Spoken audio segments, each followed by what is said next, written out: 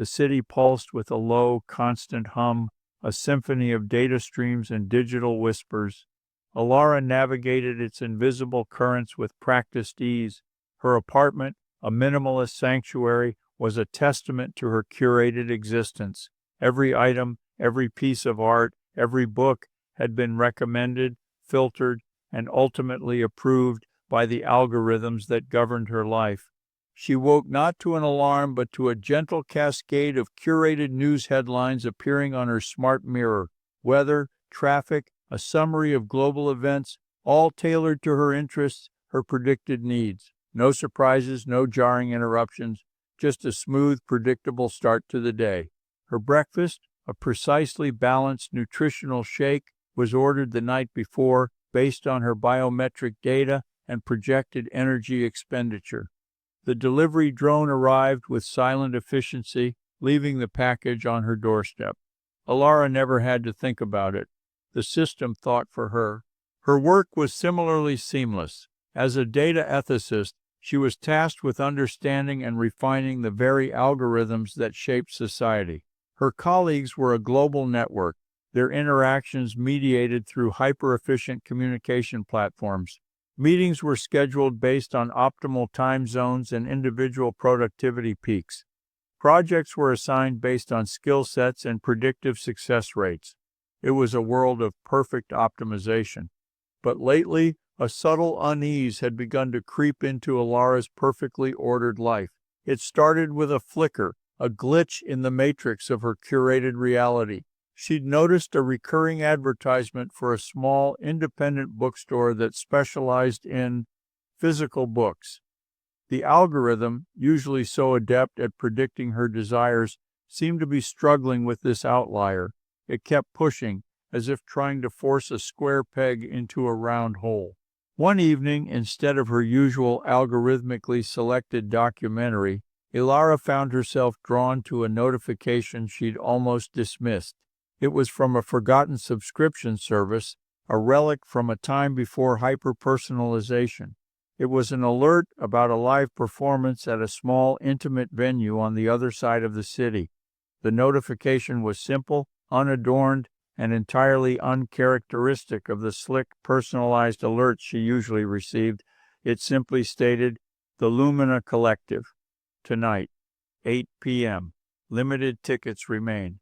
Curiosity, a rare and almost alien sensation, pricked at her.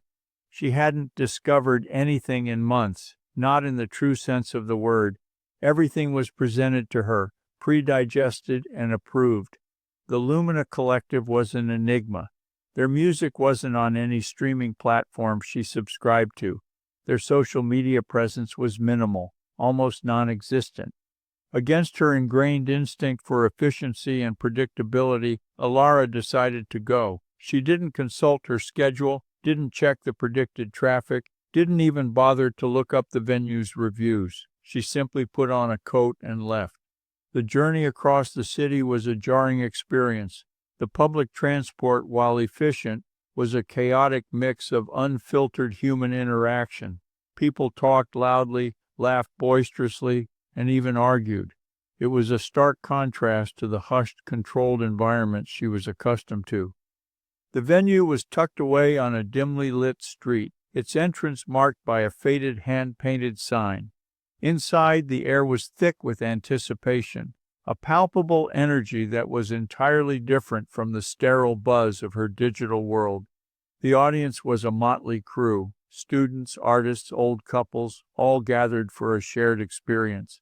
And then the Lumina Collective began to play. It wasn't just music, it was a visceral experience. The melodies were raw, imperfect, and deeply emotional. The lyrics spoke of struggle, of joy, of the messy, unpredictable nature of human connection.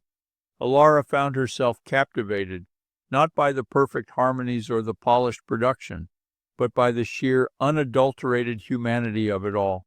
She felt a stirring within her, a sense of awakening that had been dormant for years.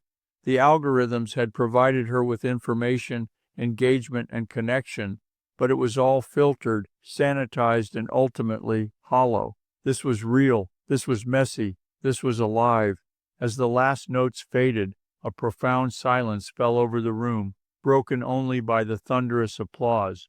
Alara, for the first time in a long time, felt a genuine sense of wonder.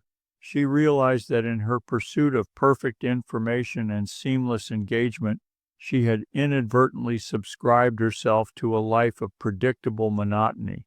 She had allowed algorithms to decide not just what she saw, but what she felt.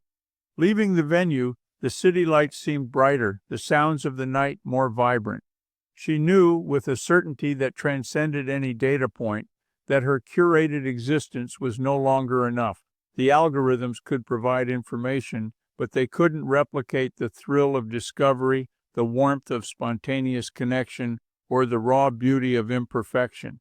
She walked home, not with the usual efficient stride, but with a lightness in her step, a smile playing on her lips. The next morning, she didn't look at her smart mirror. Instead, she opened a new blank document on her personal device and began to type. She was going to write her own narrative, one that wasn't dictated by algorithms, but by the messy, beautiful, and unpredictable pulse of her own heart. She was going to subscribe to life unfiltered. Hey, to contact me, use the secure contact form on GuyRCook.com. If you like this content, found it helpful, give it a thumbs up and share it with your friends. Subscribe for more valuable content on digital marketing and other things. It's a wrap.